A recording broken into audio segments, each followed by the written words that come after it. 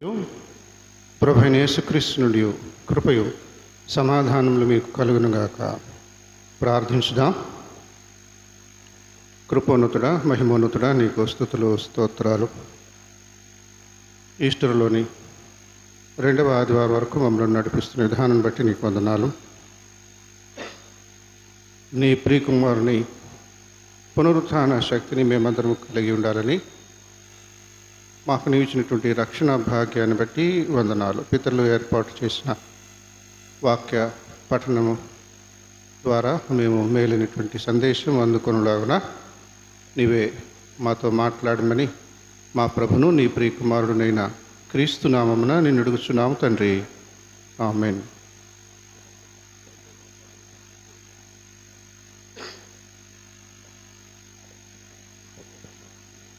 ప్రభు క్రీస్తు నామమున మీకందరికీ శుభాలు తెలియజేస్తున్నాను.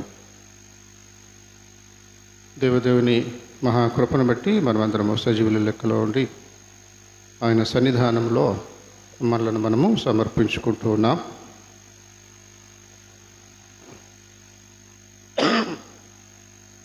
సంఘ సంస్కరణ జరిగినటువంటి దినాలలో 500 సంవత్సరాలు వెనక్కి వెళితే మార్టిన్ లూథర్ భక్తుడు సంఘానికి కావలసినటువంటిది మొట్టమొదటిగా బైబిలు, రెండవది బైబిలు నుండి ధ్యానము. ఈ రెండు కూడా ఆ రోజుల్లో విశ్వాసులకు అందుబాటులో లేకుండా పోయినాయి. పాస్టర్లుగా పిలువబడేటువంటి వారు లేక పూజారులుగా పిలువబడేటువంటి వారు వారి చేతుల్లోకే పరిమితమై ఉండేది, విశ్వాసుల చేతుల్లో ఉండేవి కాదు. ఉండాలన్నా కూడా చాలా ఖరీదైనటువంటి వ్యవహారము. బైబిలు మరి ప్రింట్ చేసేటువంటి యంత్రము ఇంకా కనుక్కోలేదు. చేతులతోనే కాపీలు చేయాలి. మొత్తం బైబిల్ ఇంకొకరికి ఇవ్వాలి అంటే మొత్తం బైబిల్ చేతితోనే రాయాలి. అలాంటి పరిస్థితులు. అయితే మనకు చక్కగా దేవుడు ఇచ్చినటువంటి ఈ చేతిలో ఉన్నటువంటి బైబిల్ను ఎంతవరకు గౌరవిస్తున్నామనేటువంటిది మనల్ని మనం పరిశీలించుకోవాల్సినటువంటి అవసరత. గమనించినట్లయితే పితరులు మనకు ఆయా వారాలలో ఆయా అంశాలను ధ్యానించాలి, విషయాలు మనసులో పెట్టుకోవాలి, మంచిగా ప్రవర్తించాలని ఇస్తూ ఉన్నారు. పునరుత్థానము తర్వాత, క్రీస్తు ప్రభుని పునరుత్థానము తర్వాత 2వ ఆదివారంలో, మనము ఆదివారం అని పిలుస్తాము కానీ క్రైస్తవ పరిభాషలో పునరుత్థాన దినము, ఈస్టర్ అనే మాట కూడా మంచిది కాదు. అది ఆ రోజుల్లో వేరే మతాల వాళ్ళు, విగ్రహాలని ఆరాధించేవాళ్ళు, విగ్రహాలకు బలులు అర్పించేవాళ్ళు క్రైస్తవులు అయిపోయారు. వాళ్ళ పండగల్లో ఒక పండగ ఇదే రోజుల్లో వచ్చిందని చెప్పేసి ఆ దేవత పేరుతోనే పునరుత్థాన దినాన్ని పిలవడం మొదలు పెడతా ఉన్నారు. ఇంకా అది గమనించుకోలేదు. సరేలే ఏదో ఒకటి అన్నట్లుగా వాళ్ళు కాబట్టి కొన్ని తరాలుగా ఇంకా అది అలాగా ముద్ర పడిపోయింది, అలవాటు అయిపోయింది.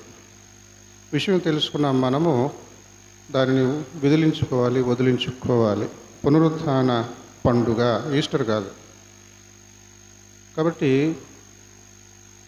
క్రీస్తు ప్రభుని పునరుత్థానం తర్వాత 2వ ఆదివారంలో మనం ధ్యానం చేస్తున్నాం.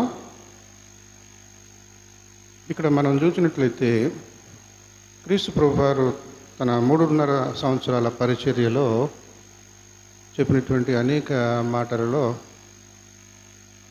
కొన్ని మాటలు యోహాను భక్తుడు అందించినటువంటి ఆ మాటలు మనం చదువుకున్నాం.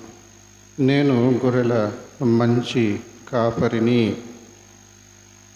మంచి కాపరి తన గొర్రెల కోసం తన ప్రాణాన్ని పెడతాడు.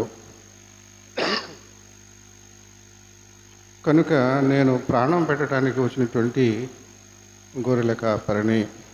ఎందుకంటే మంచి గొర్రెల కాపరిని అని చెప్పి చెబుతుంటే ఏదో ఆత్మీయంగా చేసే ప్రసంగంలాగా అనుకున్నారు, మీకులాగా నాకులాగా శిష్యులు. ఆ సమయం వచ్చేదాకా వాళ్ళకి తెలిసి రాలే. క్రీస్తు ప్రభు వారు పలానప్పుడు పలానా మాటలు చెప్తూ ఉండేవాడు కదా, వాటి అంతరార్థం ఇదా అని అప్పుడు వాళ్ళకి కనువిపోయింది.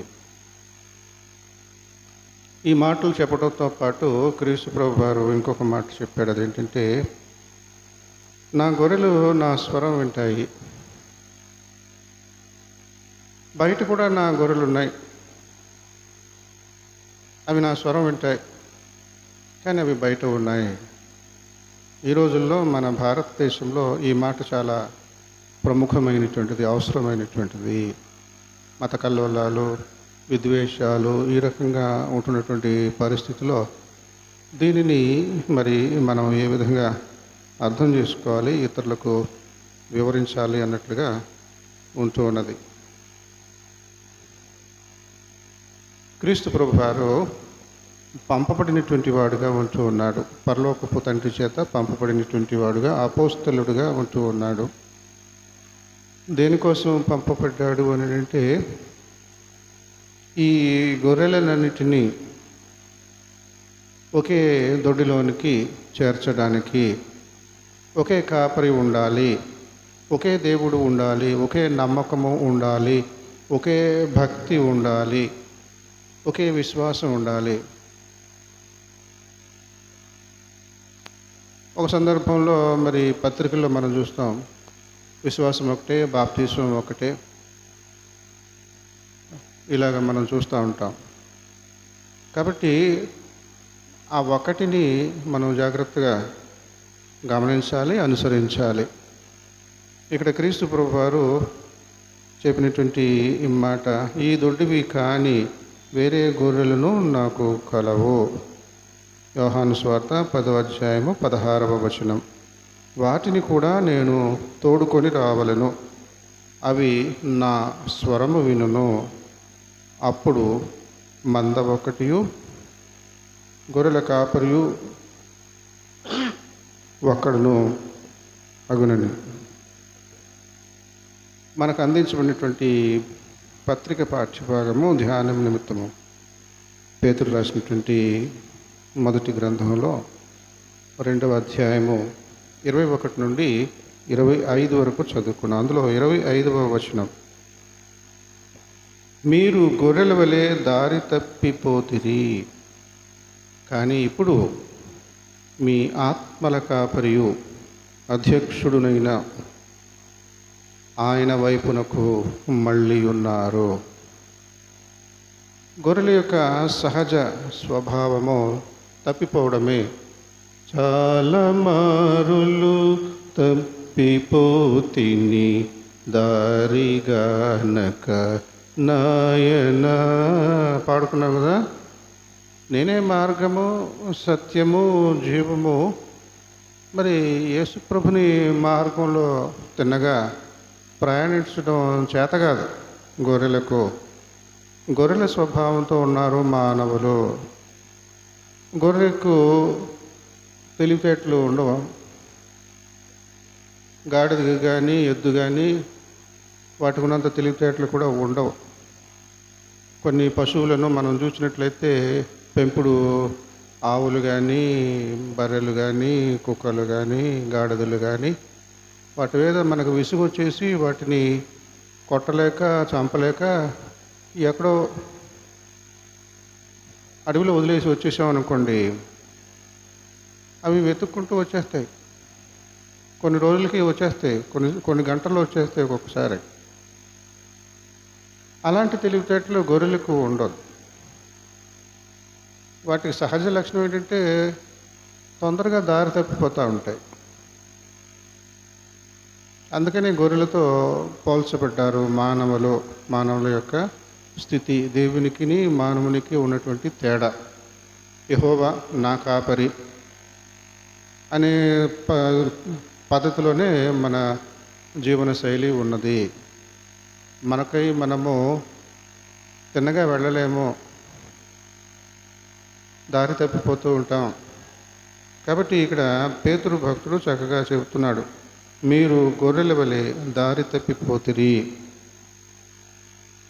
గాడిదల్లాగా బరువులు మోస్తున్నారు అని అనలే, గుర్రాల్లాగా దౌడు తీస్తున్నారు, పరిగెడుతున్నారు అని అనలే. గొర్రెలకు ఉన్నటువంటి లక్షణము సందర్భాన్ని బట్టి గొర్రెల ప్రస్తావన తీసుకుని వచ్చాడు. తప్పిపోయేటువంటి జంతువులు. మానవుడు కూడా అంతే. ప్రవర్తన విషయంలో, నీతి విషయంలో, యథార్థత విషయంలో తప్పిపోతూ ఉన్నాడు. మీరు గొర్రెల వలె దారి తప్పిపోతిరి, కానీ ఇప్పుడు మీ ఆత్మల కాపరియు అధ్యక్షుడునైన ఆయన వైపునకు మళ్ళీ ఉన్నారు. యేసుక్రీస్తు ప్రభుని యొక్క మరి బాధ్యత ఏమిటి? ఆయన పంపబడ్డాడు, పలానా పని చెయ్యి అని చెప్పేసి పరలోకపు తండ్రి తన కుమారుణ్ణి పంపాడు. అప్పుడు మరి క్రీస్తు ప్రభు వారు వచ్చి పరిచర్య చేస్తూ ఉన్నాడు. ఎందుకు వచ్చాడో ఆ పని చేస్తూ ఉన్నాడు. ఏమిటి అంటే, ఈ లోకంలో ఉన్నటువంటి నరజాతి అంతా కూడా గొర్రెలతో పోల్చబడి ఉన్నది. నరజాతి అంతా కూడా గొర్రెలతో పోల్చబడి ఉన్నది. ఒక క్రైస్తవుడు కాదు, లేకపోతే ఒక ఇశ్రాయేలీయుడు కాదు, లేక పలానా జాతి కాదు.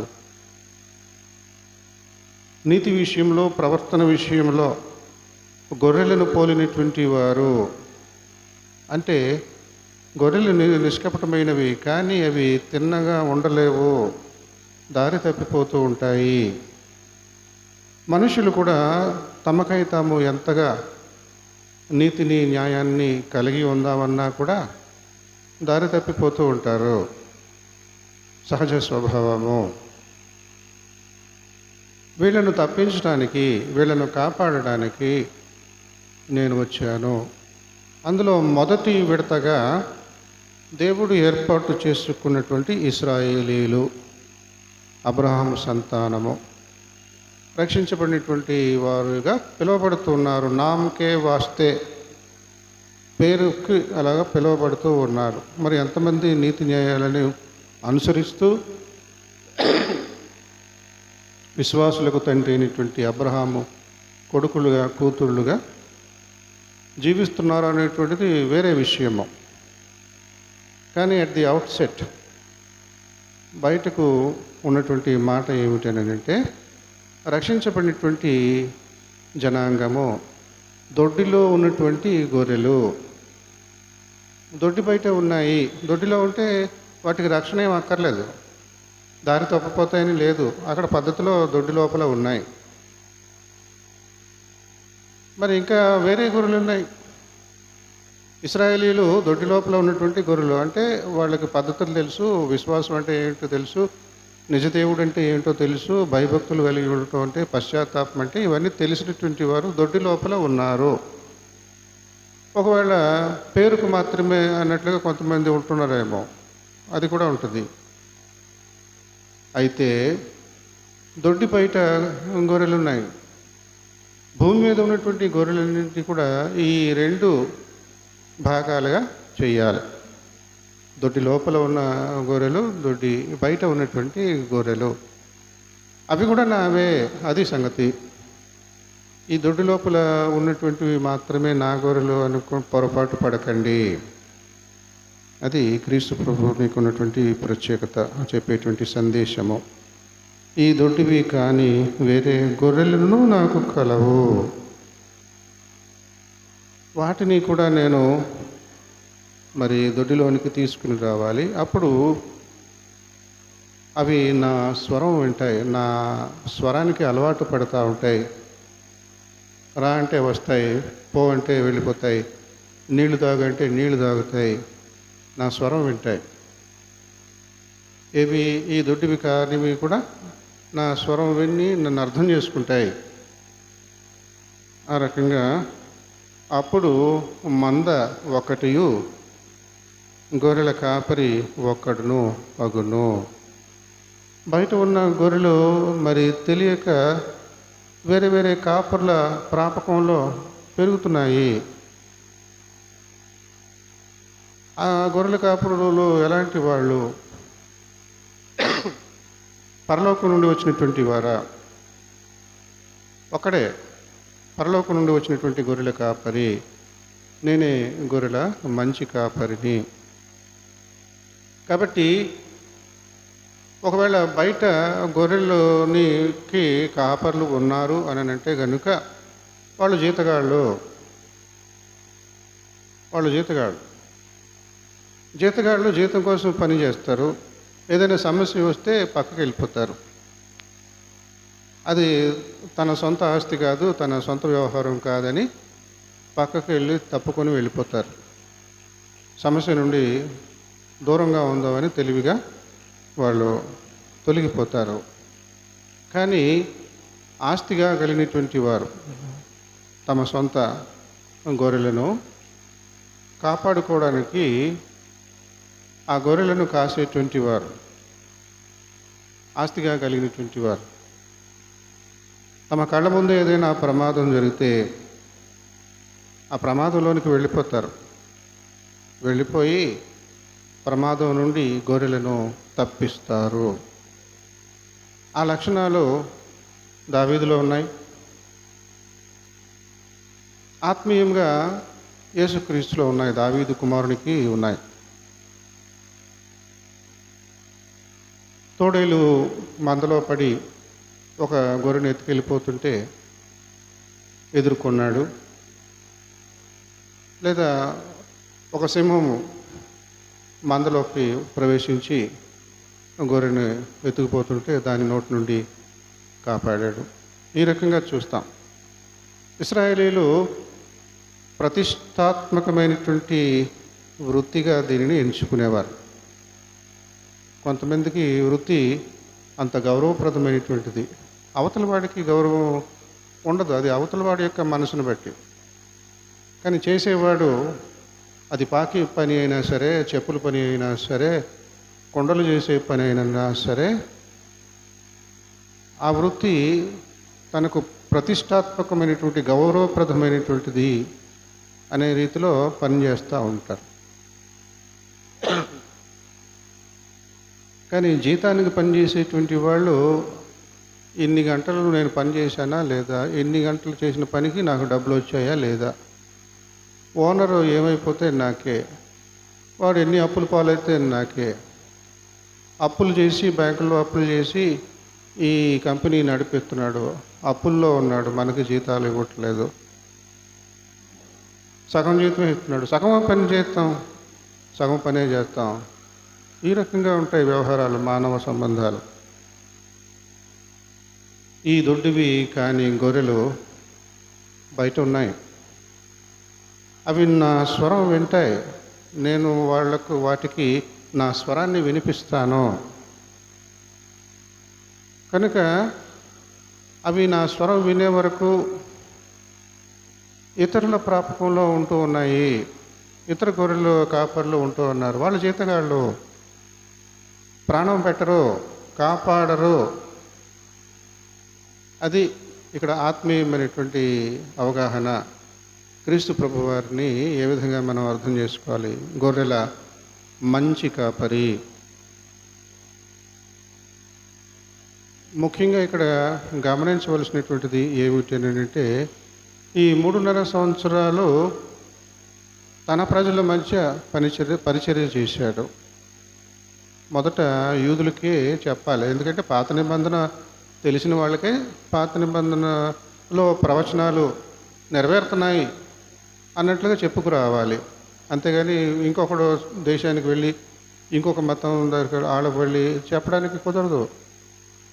ఇదిగో మునుపటి ప్రవక్తలు, మన ప్రవక్తలు చెప్పినటువంటి ప్రవచనాలన్నీ ఒక్కొక్కటి నెరవేరుతున్నాయి. అందులో ముఖ్యమైనటువంటిది నా యొక్క శ్రమ, మరణ, పునరుత్థానము. కనుక యూదులకు మొదటగా సువార్త చెప్పాలి. ఆ తర్వాత మిగిలిన వాళ్ళకి చెప్పాలి. క్రీస్తు ప్రభు వారు ఆ రకంగా మీరు సమస్త జనులకు వెళ్ళి, సమస్త సృష్టికి వెళ్ళి సమస్త జనులను శిష్యులనుగా చేయుడి అన్ని గొర్రెలను నా దొడ్డిలోనికి చేర్చండి, నా మాట వినిపించండి.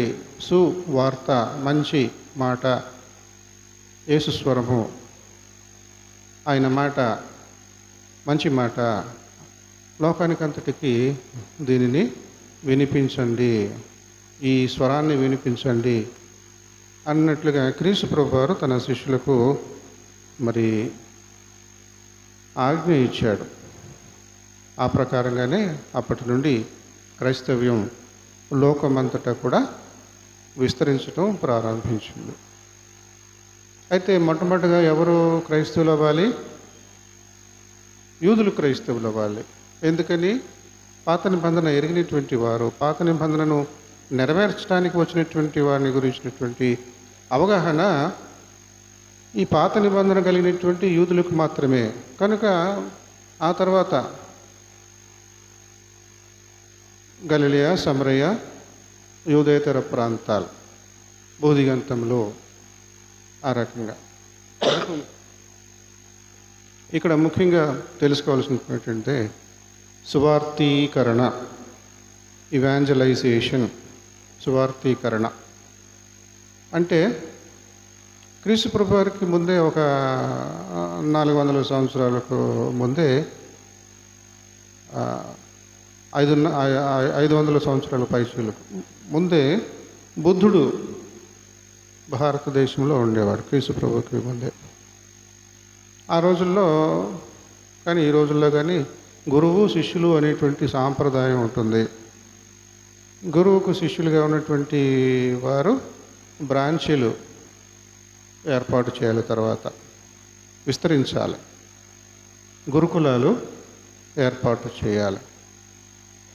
మన దేశం యొక్క పరిస్థితి ఆ రోజుల్లో చరిత్ర ఏమిటి అని అంటే, బౌద్ధ మతాన్ని అంగీకరించలేనటువంటి వారు, బౌద్ధ మతాన్ని వ్యతిరేకించినటువంటి వారు, ఈ బౌద్ధులను ఆ రోజుల్లో క్రైస్తవులకు ఎలాగే హింసలు ఉండేవో ఆది క్రైస్తవులకు, ఇక్కడ మన దేశంలో బౌద్ధులకు ఆర్యజాతి వారి వలన, లేకపోతే బ్రాహ్మణుల వలన, నేను చెప్పే మాటలు కాదు, పుస్తకాలు చెప్పే మాటలు, అనేక మంది పండితులు చెప్పేటువంటి మాటలు, తొందర వచ్చింది. కాబట్టి వాళ్ళు చెదిరిపోయారు, వెళ్ళగొట్టేశారు, తరివేశారు.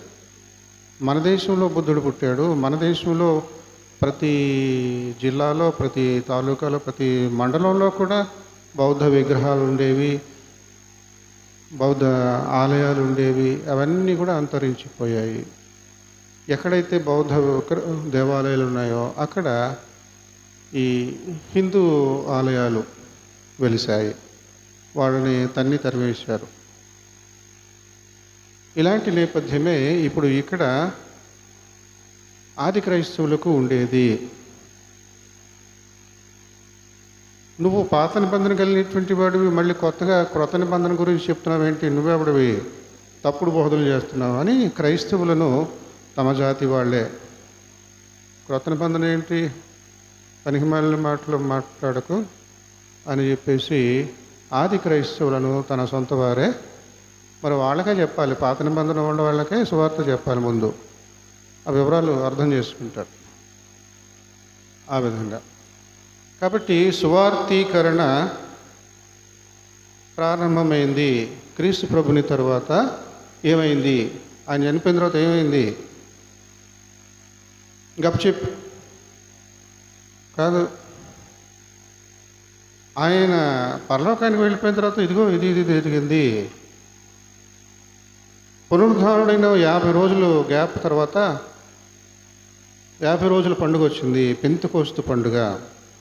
ఈ మే నెల ఆఖరులో వస్తుంది అది, పెంతెకోస్తు పండుగ. క్రీస్తు ప్రభు వారు పునరుద్ధానుడై ఈ 50 రోజులు గడిచినటువంటి సందర్భంలాగా ఉంది పెంతెకోస్తు పండుగ. క్రీస్తు ప్రభు వారు ఏమైపోయాడు, ఇంకంతే గప్చిప్ అన్నట్టు లేదు, సడన్గా వచ్చాడు, పరిశుద్ధాత్ముడిగా వచ్చాడు. పరిశుద్ధాత్ముడిగా మన భాషలో చెప్పాలంటే అవతరించాడు. ఆ రకంగా క్రైస్తవ సువార్తీకరణ చాలా నిరాడంబరంగా మరి అప్రతిష్ట పాలవుతూ ఇతరుల యొక్క దూషణలను వీటన్నిటినీ తట్టుకుంటూ ఇతరుల చేత నిందింపబడుతూ ఆది క్రైస్తవులు మరి నిలదొక్కున్నారు. ఎంతోమంది ప్రాణత్యాగం చేశారు. సువార్తీకరణ క్రీస్తు ప్రభుని తర్వాత మాత్రమేనా అనేది ఇక్కడ మనకు ముఖ్య అంశము. ఎందుకంటే పాత నిబంధన అంతా ఆ దేవుడికి నిద్రపోతున్నాడా? ఆ దేవుడు ఏం చేస్తున్నాడు? పాత నిబంధన అన్ని తరాల పాటుగా ఊరికే ఉండి ఇప్పుడు యేసుగా వచ్చి సువార్త చెప్పటం ఇదేమి వింత అన్నట్లుగా కూడా మనం ప్రశ్నించాలి. పాత నిబంధనలో సువార్త లేదా? ఉన్నది. అది ఏ పద్ధతిలో ఉన్నది, ఏ రూపంలో ఉన్నది అని మనం జాగ్రత్తగా గమనించాలి. ఈ దొడ్డివి కానివి సౌలు పౌలుగా మారాడు, పరిశుద్ధుడైనటువంటి పౌలు. ఆ దినాలలో మరి శిష్యులు పేతురు, యోహాను, యాకోబు వీళ్ళు మాత్రమే కాకుండా నతనీయేలు, ఫిలిప్పు ఇలాంటి వాళ్ళు ఉన్నారు.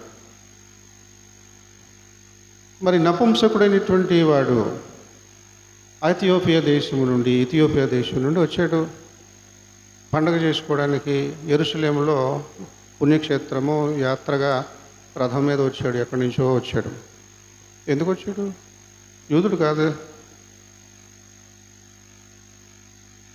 కానీ దేశ విదేశాలలో ఉన్నటువంటి వారు యెరూషలేముకి వచ్చి పండగ చేసుకునేవారు. యెరూషలేములో ఉన్నటువంటి ఆ దేవుణ్ణి ఆరాధించేవారు, నమ్మేవారు, మొక్కేవారు. ఇతర దేవుళ్ళు ఎవరు కూడా వాళ్ళకు లేరు కాబట్టి, అవసరం లేదు కాబట్టి ప్రయాణమయ్యి మరి ఈ పండుగలను ఆచరించేవారు. అందులో ఒకడు ఈ నపుంసకుడైనటువంటి ఐథియోపియా దేశస్థుడు, కందాకి రాణి క్రింద పనిచేస్తున్నటువంటి కోశాధికారిగా ఉన్నటువంటి వాడు. కాబట్టి పాత నిబంధన రోజుల్లో మనం గమనించి చూసినట్లయితే ముఖ్యంగా యోనా కథ, యోనా ఉదంతం. నీనివే పట్టణం అనేటువంటిది ఇశ్రాయేలీల పట్టణం కాదు. అది విగ్రహారాధికులు, వేరే వాళ్ళు ప్రాంతము, వాళ్ళకి వేరే మతము అది ఉన్నది. కానీ దేవుడు యోనాను పిలిచి, అబ్బాయి నువ్వు వెళ్ళు, అక్కడికి వెళ్ళు. ఆ ఊరి ప్రజలు మిగతా ఊరి ప్రజల్లాగా లేరు. ఈ భూప్రపంచంలో సొదొమ గొమొర్రాలు ఎలాగ మనకు తెలుసో అలాగా ఇవి ఈ నీనివే ప్రాంతం అంతా కూడా దుర్మార్గంతో నిండి ఉన్నది. అంటే సొదొమ గొమొర్రాలు అంత భయంకరం కాదు, కానీ దుర్మార్గంతో నిండి ఉన్నది. నువ్వు వెళ్ళి వార్నింగ్ ఇవ్వు. మీరు ఆరాధించేటువంటి దేవుళ్ళు వేరు, దేవతలు వేరు. అవి వట్టి విగ్రహాలు, వట్టి మట్టి, సృష్టింపబడినవి మాత్రమే. సృష్టికర్త ఉన్నాడు, ఆ సృష్టికర్త నన్ను పంపించాడు అని చెప్పు నా మాటగా. అంటే బయలుదేరతాడు. తెలుసు కదా కథ అంతా. యోనా బయలుదేరతాడు నీనివే పట్టణానికి, తర్షీషు వాడ, ఇవన్నీ మనకు తెలుసు. అయితే మనం సాధారణంగా ఏమనుకుంటామంటే ఈ సముద్ర తీరము, కోస్టల్ ఏరియా, కోస్తా సముద్రం తీర ప్రాంతంలో ఉందని అనుకుంటాం. నీనివే కాదు. సముద్రం తీర ప్రాంతంలో దిగి మళ్ళీ లోపలికి వెళ్ళిపోవాలి. కాకినాడలో దిగి రావులపాలెం రావాలి, లేకపోతే కాకినాడలో దిగి రాజానగరం రావాలన్నట్లుగా ఉంది. అక్కడ ఉంది నీనివే, కాకినాడ కాదు నీనివే. ఆ విధంగా మొత్తానికి యోనా చేరుకుంటాడు. విసుక్కుంటూనే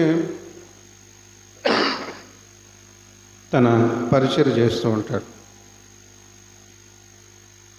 ఇది ఫలిస్తుందా? అనవసరంగా దేవుడు జోక్యం చేసుకుంటున్నాడు ఈ పనికిమాలినటువంటి వీళ్ళ విషయంలో. నాకు అనవసరంగా తొందర చేస్తున్నాడు. ఎక్కడి నుంచో ప్రయాణమై వచ్చాను, ఓడలో వచ్చాను. ఇప్పుడు ఈ ఒడ్డుని దిగిన తర్వాత కొన్ని వందల మైళ్ళు లోపలికి వచ్చి నినివే పట్టణాన్ని దర్శించాను. 3 రోజులు వాళ్ళకి వార్నింగ్ వచ్చేసాయి అని దేవుడు చెప్పాడు. 3 రోజులు అలాగా రౌండ్ అయ్యి, మొదటి రోజు, రెండో రోజు, మూడో రోజు విన్నారా? సరే, లేకపోతే వాళ్ళు నశించిపోతారు, నేను వాళ్ళని నాశనం చేస్తాను. యోనా సరే దేవుడు చెప్పాడు కదా అని చెప్పేసి మొదటి రోజు రౌండ్ వేసాడు. మొదటి రోజు రౌండ్ వేయగానే రాజు పశ్చాత్తాపడ్డాడు, ఉపవాసాన్ని, దుఃఖాన్ని ప్రకటించాడు. దుఃఖ దినాలు. ఎవరైనా రాజకీయ నాయకులు చనిపోయారనుకోండి, సీనియర్ అధికారులు ఇలాంటి వాళ్ళు దుఃఖ దినాల్ని ప్రకటిస్తారు. 3 రోజులు, 7 రోజులు ఇలా ఉంటుంది. పూర్వ దినాల్లో నా చిన్నతనంలో ఖచ్చితంగా ఒక 3 రోజుల్లో ఎంతో దుఃఖ దినాలు ఉండేవి మన దేశంలో. అప్పట్లో టీవీలు ఉండేవి కాదు, రేడియోలు ఉండేవి. రేడియోల్లో ఏ ప్రోగ్రాం కూడా, ఏ కార్యక్రమం కూడా వచ్చేది కాదు. కేవలము విషాదంతో కూడినటువంటి వీణ, ఇంకంతే, ఇంకేం ఉండదు. మరి పెద్దోళ్ళు నా సమకాలీకులు అయితే కొంచెం బాగా తెలుస్తుంది. ఇంకేం ఉండవు. ఇంకా ఏ రకమైన మ్యూజిక్ కూడా ఉండదు. అలాగా ఈ నీనివే రాజు ఆ మొదటి రోజుకే మొత్తం అందరికీ దుఃఖ దినాన్ని ప్రకటించేశాడు, పశ్చాత్తాప దినాన్ని. మనుషులే కాదు, పశువులు కూడా ఈ గోనెపట్ట కట్టుకోవాలి, బూడిదలో కూర్చోవాలి. అంత గొప్పగా మార్పు వచ్చేసింది. ఇది ఒక ఉదంతం. యూదులు కానిటువంటి వారు సువార్తీకరణ ముఖ్యమైనటువంటి ఉదంతం. ఇంకొకటి ఏమిటంటే నామాను. నయమాను ఎక్కడి వాడు? సిరియా దేశస్థుడు. సిరియా వాళ్ళు అంటే అధికారులు, చక్రవర్తులు, సామ్రాజ్యవాదులు. చుట్టుపక్కల ఉన్నటువంటి రాజ్యాలన్నింటి మీదకి దౌర్జన్యంగా దండయాత్ర చేసి ఓడించేసి వాళ్ళ దగ్గర నుంచి కప్పం, ట్యాక్స్ వసూలు చేసుకోవడము, దర్జాగా ఉండటం, ఇంట్లో పనులు, ఆ పనులు, ఈ పనులు చక్కబెట్టడానికి ఓడిపోయినటువంటి కుటుంబాల నుండి కొంతమందిని ఎత్తుకుపోవడము, వాళ్ళ ఇళ్లలో పనోళ్ళుగా పెట్టుకోవడము, బానిసలుగా చేసుకోవడము. అలాంటి కుటుంబాలలో ఒక చిన్నది వీళ్ళ ఇంట్లో పనికి కుదిరింది. అంటే అంత సైన్యాధిపతి ఇంట్లో పనికి కుదిరింది అని అంటే ఆ పిల్ల మంచి తెలివితేటలు, చురుకైనటువంటిదని అర్థం చేసుకోవాలి మనం. ఆ రకంగా ఆ పిల్ల తన యజమానికి కుష్టు వ్యాధి ఉన్నది అన్న సంగతి గుర్తించి మనసులో అనేక రోజులుగా మదన పడుతూ ఉండేది అనుకుందాం. దీనికి విరుగుడు ఉన్నది కదా, దీనికి తెలీదు, నేను తెలియజెప్పాలి అని అమ్మగారు, అయ్యగారు, మా ఊళ్ళో, మా ప్రాంతంలో ఒక మహానుభావుడు ఉన్నాడండి, ఆయన దగ్గరికి వెళ్ళి ఓసారి కలవండి, ఆయన ప్రార్థన చేస్తే కుష్టు వ్యాధి పోతుంది. అవునా? ఈయనంతా పొలిటికల్గా ఆలోచిస్తూ ఉన్నాడు. సరే, ఇశ్రాయేల్ రాజుకి రికమెండేషన్ లెటరు, తన రాజు, ఈయన సైన్యాధిపతి లెటర్ రాయించుకున్నాడు. లెటర్ రాయించుకొని నాకు కుష్ఠరోగం పోగొట్టుకోవడానికి మీ రాజ్యానికి వస్తున్నాను, దయచేసి నాకు అనుమతినివ్వండి, మా వాడికి అనుమతినివ్వండి అని ఆ రాజు చేత ఆ రాజుకి లెటర్. ఇశ్రాయేల్ రాజు ఈ లెటర్ చూశాడు, అనుమతి కోసం వచ్చినటువంటి ఆ లెటర్. తలా తోక లేదు. కొన్నిసార్లు అలాగే మన మధ్యకు వచ్చేస్తారు కొంతమంది సహాయం కోసం. ఏమిటంటే పలానా అదే నువ్వు అన్నట్టు తెలీదు, పూర్తి వివరాలు చెప్పేదాకా మనసులో పెట్టేసుకుంటారు, సహాయానికి వచ్చేస్తూ ఉంటారు. మనం మందలిస్తాం, కోపపడతాం, అది అయితే చివరికి ఏంటంటే కావలసినటువంటిదే, సరే సాయం చేయాలి తప్పకుండా అన్నట్లుగా ఉంటుంది తర్వాత. అలాగా ఈ నయమాను ఆ లెటర్ తీసుకుని వచ్చి ఇక్కడ ఇశ్రాయేల్ రాజుకి ఇస్తే రాజుకి మతిపోయింది, తలా తోక తెలియదు. ఏమని ఉంది లెటరు? మీ దేశంలో కుష్ఠరోగాన్ని నయం చేయించుకోవడం కోసము మా దేశ సర్వసైన్యాధిపతిని మీ దేశానికి పంపిస్తున్నాను, అనుమతించండి. ఈయనకి మతిపోయింది, మా దేశంలో కుష్ఠరోగం పోగొట్టడం కోసం అక్కడెక్కడో నుంచి వచ్చేస్తాడా, మేము కుష్ఠరోగాలు బాగు చేసే పని ఉందా, అసలు ఏంటి అసలు ఇది సంగతి, అసలు ఎవడు ఎందుకు వచ్చాడు? ఇక ఆ కోపానికి వేసుకున్న బట్టలు చింపేసుకుంటాడు. ఆ రోజుల్లో బైబిల్లో చాలా సందర్భాల్లో చూస్తాం కదా, కోపం వచ్చిందన్నా లేకపోతే బాధ వచ్చినా వేసుకున్న బట్టలు చింపేస్తాం. అలా చింపేసి ఏంటి సంగతి అంటే పలానా అలా కాదండి, మనకు ఉన్నాడు కదా మహానుభావుడు ఎలీషా అనేటువంటి మహానుభావుడు ఉన్నాడు కదా, సరే అని చెప్పేసి ఎలీషా దగ్గరికి పంపిస్తాం. ఇక మనకు తెలుసు ఆ కథ. ఎలీషా ఇంటి లోపలికి రానివ్వడు, ఎక్కడో దూరం నుంచి వచ్చాడు, కనీసం అతిథి మర్యాదలాగే ఏం చేయట్లేదు, బయట ఉన్నవాడు లాగే ఉంచి ఈ పనివాడిని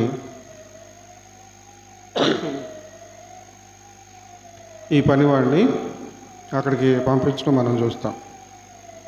గురువు గారు మీకు ఈ మాట చెప్పమన్నారు. ఏమిటి అని అంటే, యొర్దాను నదిలో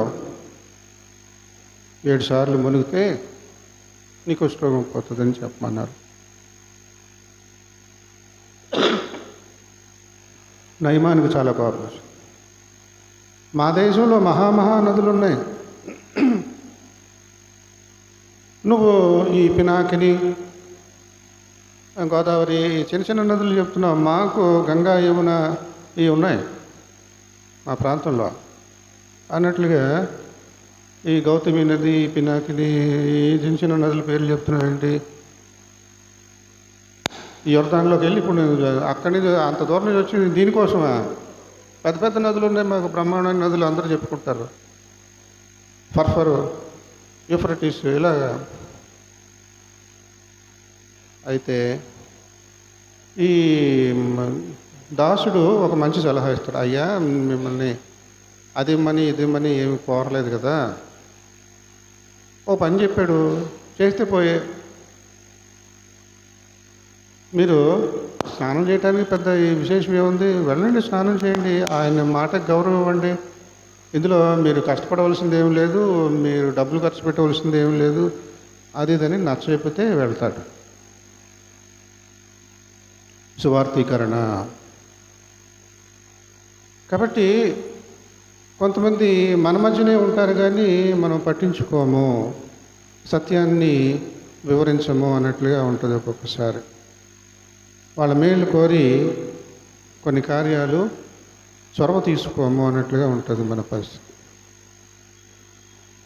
ఈ దొడ్డివి కాని గొర్రెలు ఉన్నాయి నాకు, వాటిని కూడా దొడ్లోనికి తీసుకొని రావాలి, చర్చిలోనికి తీసుకొని రావాలి. ఇశ్రాయేలు సమాజం అంటే చర్చ్ అన్నమాట. పాత నిబంధనలో ఇశ్రాయేలు చర్చ్ ఉండేది, సమాజము. ఈ క్రొత్త నిబంధనలో నూతన ఇశ్రాయేలు, నిజ ఇశ్రాయేలు సమాజం ఉన్నది. ఆ దొడ్డిని గురించి క్రీస్తు ప్రభువారు మాట్లాడుతూ ఉన్నాడు. ఈ దొడ్డివి కాని గొర్రెలు ఇంకా ఉన్నాయి, వాటిని నేను ఈ దొడ్లోనికి ఈ చర్చిలోనికి తీసుకున్న అప్పుడు అంతా కూడా ఒకే సంఘము, వధువు సంఘము, ఒకే కాపరి, గొర్రెల మంచి కాపరి యేసుక్రీస్తు వరుడు, నిత్య పెళ్లి కొడుకు. నిత్య పెళ్లి కొడుకుని మనం ఏదో మామూలు సరదాగా మాటలు మాట్లాడతాం. ఇక్కడ బైబిల్ ఆత్మీయంగా మనం చూసినట్లయితే యేసుక్రీస్తు ప్రభువారు నిత్య పెళ్లి కొడుకు.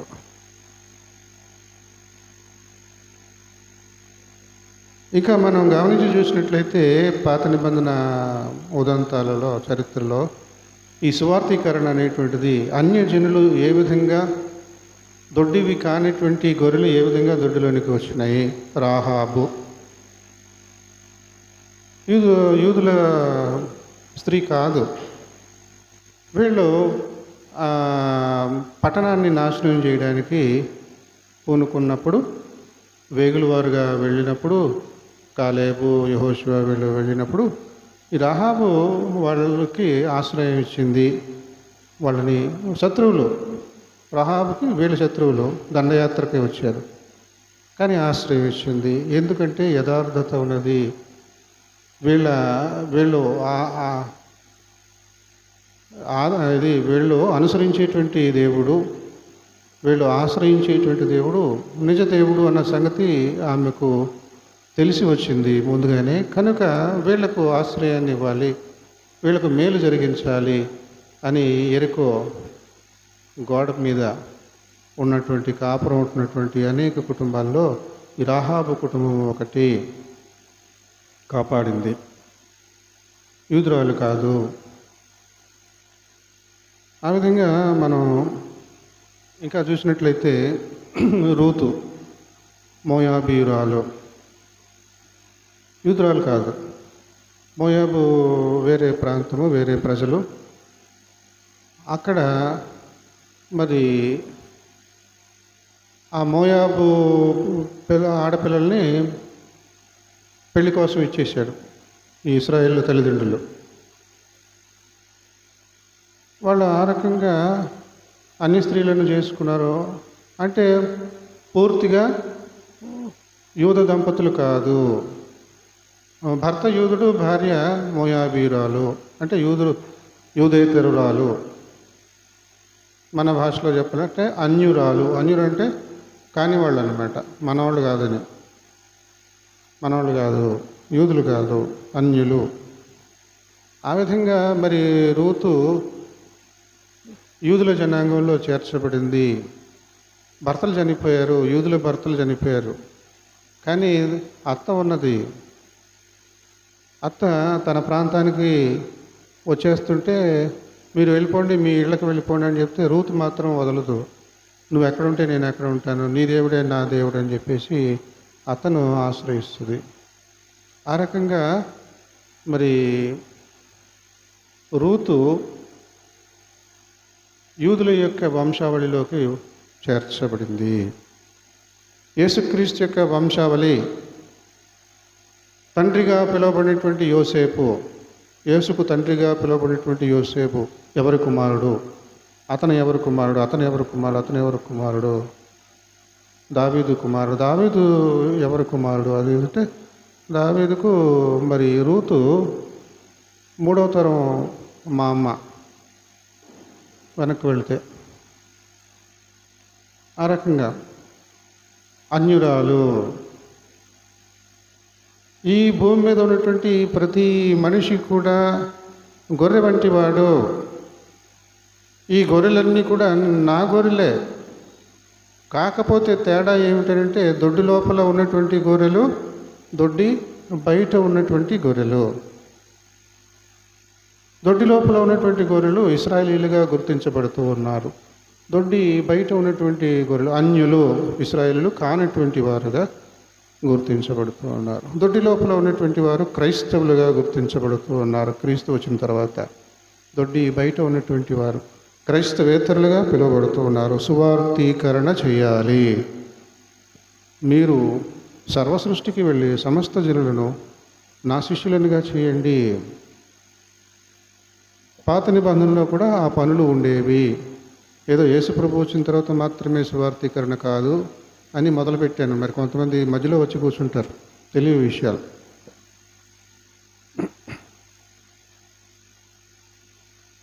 పాత నిబంధన రోజుల్లో ఆ రకంగా దేవదేవుడు ఇతర జాతి ప్రజలను కూడా, యేసుక్రీస్తు ప్రభువారు ఉదాహరణకు తన 3.5 సంవత్సరాల పరిచర్యలో యూదయ, సమరయ, గలిలయ, యూదుల ప్రాంతం దాటి బార్డర్లు కూడా వెళ్ళేవాడు. అవతల ప్రాంతాలకు కూడా వెళ్ళేవాడు. దెకపొలి అని కానీ ఇంకొకటి కానీ మనం చూసినట్లయితే సేన అనేటువంటి ఒక సందర్భంలో సేన అనేటువంటి దెయ్యాలు పట్టినటువంటి వాడిని బాగు చేయడం మనం చదువుతాం బైబిల్లో.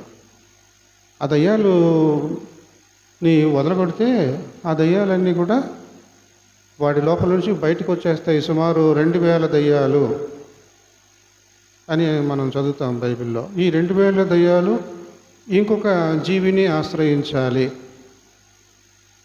మనిషి అనేటువంటి జీవిని ఆవరించేశాయి 2000 దురాత్మలు. ఇప్పుడు ఈ క్రీస్తు ప్రభు వారు వాటిని వెళ్ళగొట్టాడు. ఎక్కడ అంటే ప్రక్కనే ఉన్నటువంటి పందుల మంద. యేసుక్రీస్తు ప్రభు వారు యూదుడైతే, యూదుల ప్రాంతం అయితే పందులు కనబడకూడదు, ఉండవు. మరి పందుల ప్రస్తావన వచ్చింది అని అంటే వేరే ప్రాంతానికి వెళ్ళి పరిచర్య చేస్తూ ఉన్నాడని అర్థం. పందులు ఉండేటువంటి యూదులు కానిటువంటి ప్రాంతాలలో కూడా వెళ్ళాడని అర్థం. ఈ తప్పిపోయిన కుమారుడు కూడా అలాగే తప్పు చేసి, తప్పిపోయిన కుమారుడు దారి తప్పిపోయాడు గొర్రెలాగా. అందుకే ఆ పాట మొంగుమూరి దేవదాస్ గారి పాట మనం జ్ఞాపకం చేసుకుంటున్నాం, పాట పాడుతున్నాం. నన్ను దిద్దుము చిన్న ప్రాయము సన్నుతుండకు నాయన.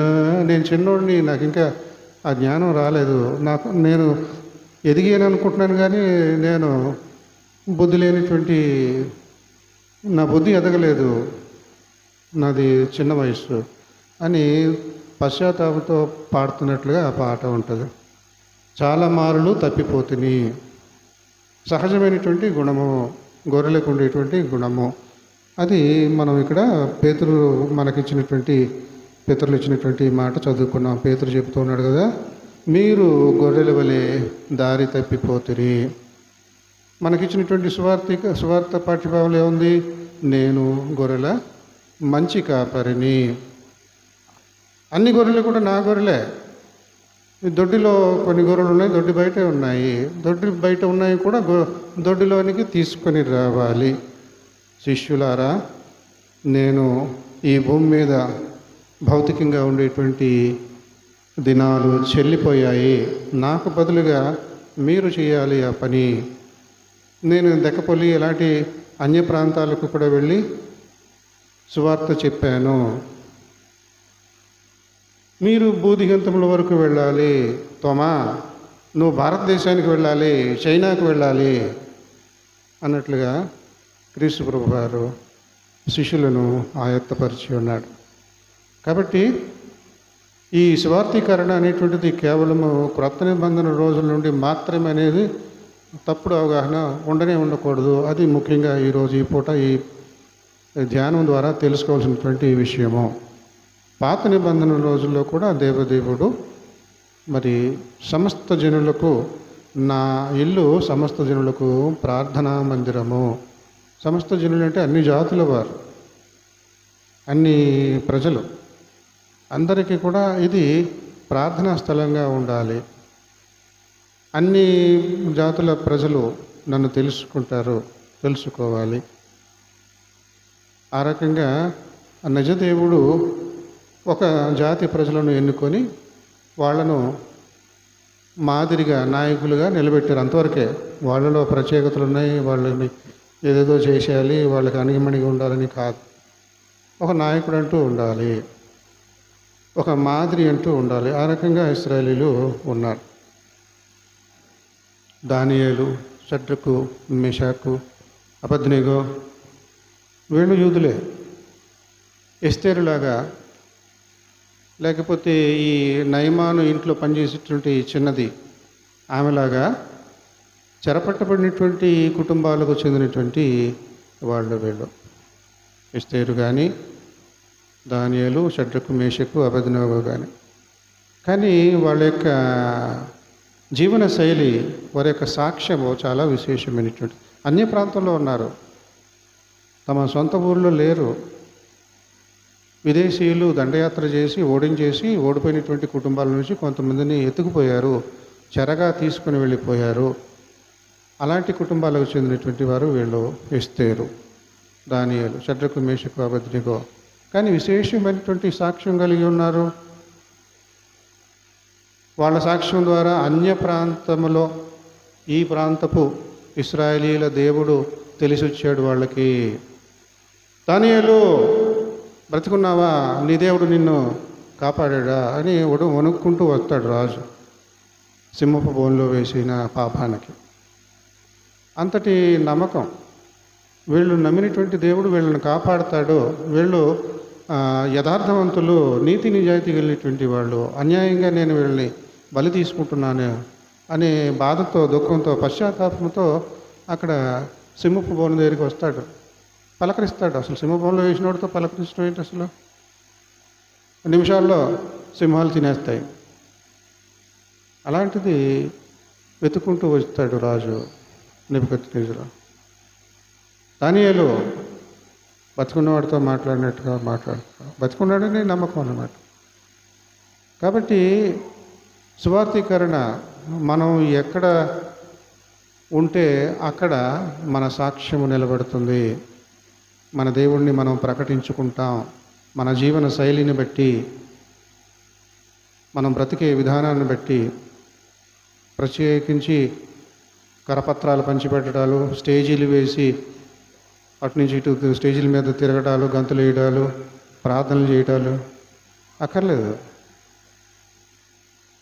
మన జీవన శైలి ఎలా ఉన్నది ఆ ప్రకారంగా దేవుడు మహిమపరచబడతాడు. ఈ భూమి మీద ఉండే ప్రజలందరూ కూడా ఒకే దొడ్డులో ఉన్నటువంటి గొర్రెలుగా ఉండాలి. నేను గొర్రెల మంచి కాపరిని అని దేవుడు యేసుక్రీస్తు ప్రభువారు తెలియజేస్తున్నాడు. ఆ రకంగా మన బాధ్యతను గుర్తెరిగినటువంటి వారముగా మనము మరింత భయభక్తులతో మన విశ్వాస యాత్రను కొనసాగించుదాం. దేవుడు ఈ కొద్ది మాటలు దీవించునుగాక.